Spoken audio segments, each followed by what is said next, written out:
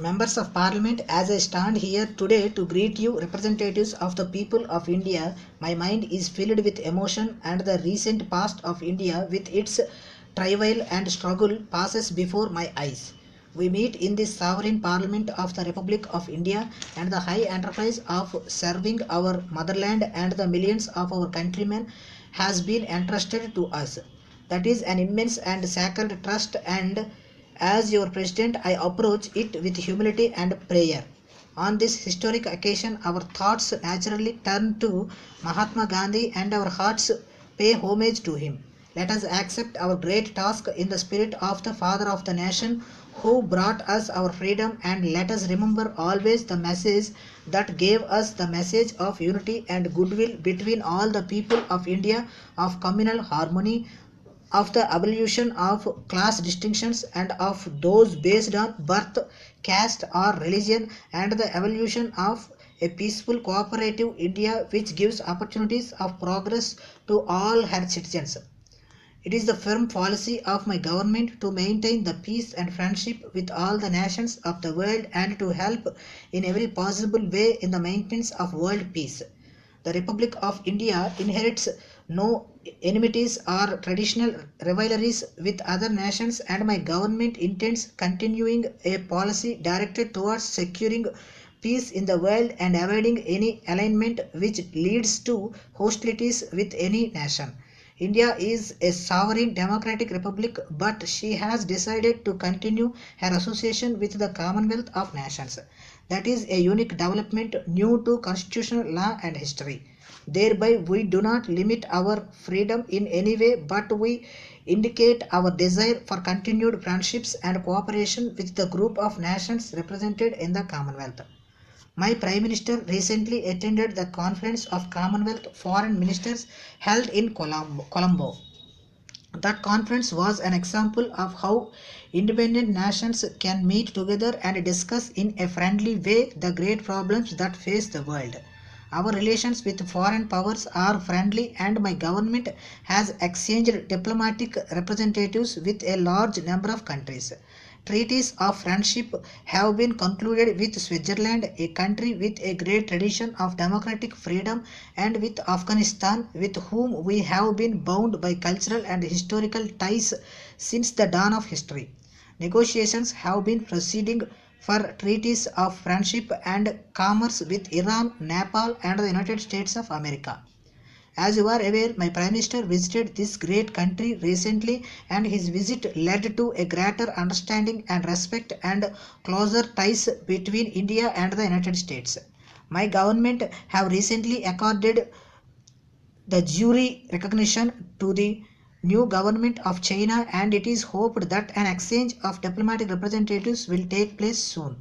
With this great country, we have had friendship and cultural contracts for more than 2000 years.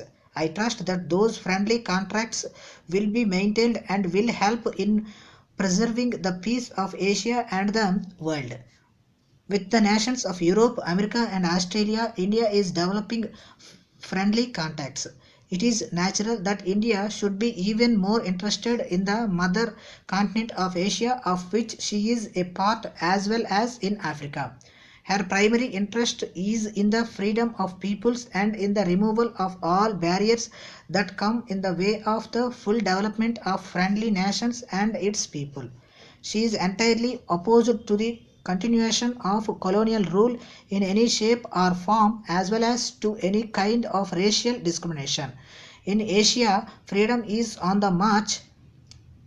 At the same time, there is trouble and turmoil in some parts of it. I earnestly trust that out of this turmoil will emerge peace and friendship and cooperative relations between all the countries of Asia. The economic situation in the country has been a matter of grave concern to my government. Suffering from many generations of colonial rule, India had to face the heavy burdens of the World War. Her economy was badly shaken. There was shortage of essential materials and inflation. It is the primary objective of my government to raise the standard of living of the people. Owing to the great difficulties which have followed from partition and which have cast a heavy burden on our finances. The progress we had hoped for has not been made.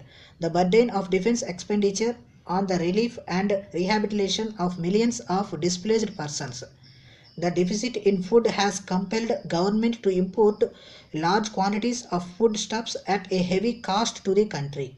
My government have aimed at stopping inflation and bringing about gradually a lowering of prices. All the additional burdens and certain upsets which have taken place from time to time in our economy have delayed our progress in many important aspects of nation building, among them being education and health, to which my government attach great importance. My government regret this delay greatly. It was essential, however, that in the difficult circumstances which the country had to face, every kind of economy should be practiced so that a sound foundation might be laid for future progress. There has been some definite progress in economy of expenditure. Our railways, which had suffered grievously during the war and immediately after the partition, have registered a welcome improvement in many directions. With the integration of the railways of Indian states and Union of States with the Indian government railways from April next, there will be practically one entirely nationalized railway system operating throughout the land. It is my government's intention to establish a planning commission so that the best use can be made of such resources we possess for the development of the nation. Such planning will need the help from Central Statistical Organization. It is proposed therefore to establish a central statistical organization. It must be remembered that planning must have clear objectives and that any effort can only succeed with the full cooperation of the people. It can happen only when the government agencies and the popular enthusiasm and cooperation are yoked together.